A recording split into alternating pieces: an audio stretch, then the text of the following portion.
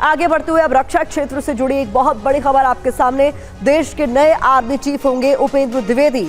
30 जून को पदभार संभालेंगे नए आर्मी चीफ। मौजूदा सेना प्रमुख जनरल मनोज पांडे की जगह लेंगे उपेंद्र द्विवेदी।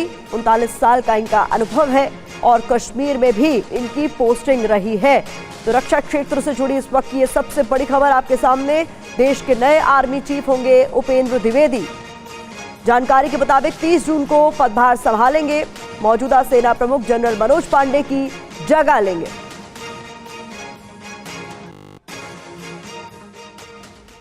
तो नए आर्मी चीफ के नाम के ऐलान से दो दुश्मनों की नींद जरूर उड़ गई है। क्यों, यह आपके लिए जानना जरूरी है। तो महत्वपूर्ण जानकारी आपके सामने रख दें।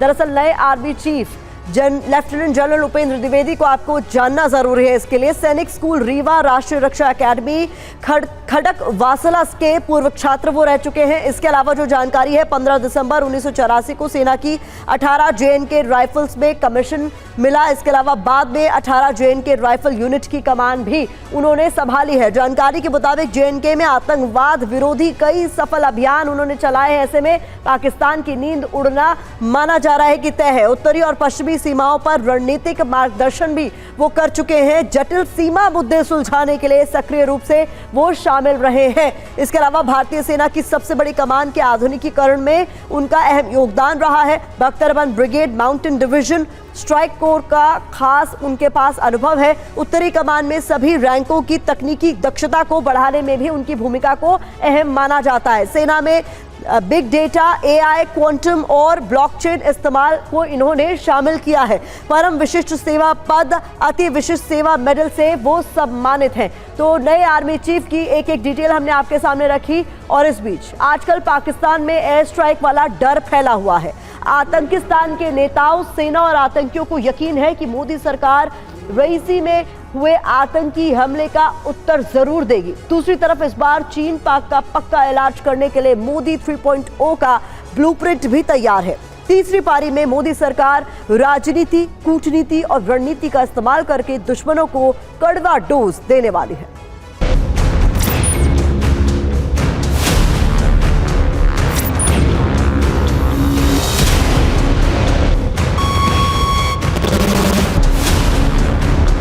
आतंकवाद का विषय जो है, cross border terrorism, how do we find a solution to it.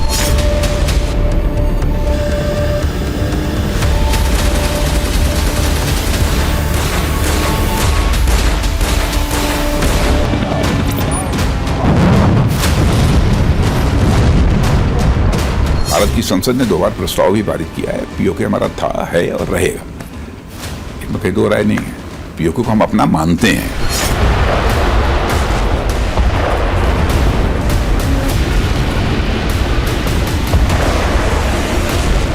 चीन के बारे में हमारी फोकस तो होगी कि सीमा में जो स्थिति जो है उसमें अभी भी कुछ इश्यूज बाकी बचे हुए हैं।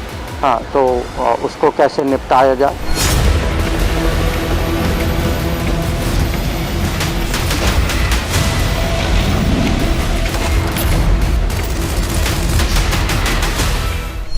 देश में चुनावी माहौल था। पाकिस्तान के आतंकियों ने इसका फायदा उठाने की कोशिश की।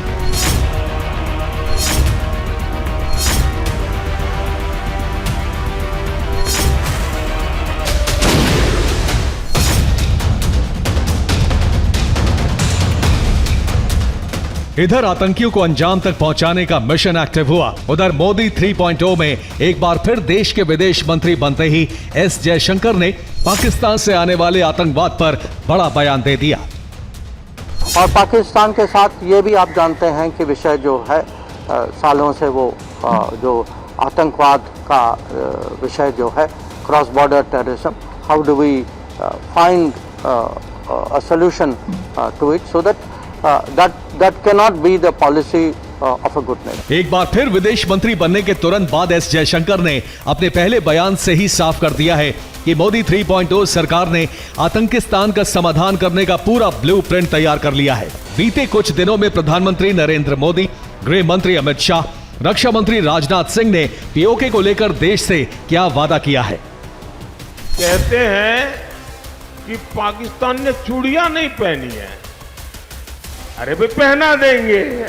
अब उनको आटा भी चाहिए, उनके पास बिजली भी नहीं है।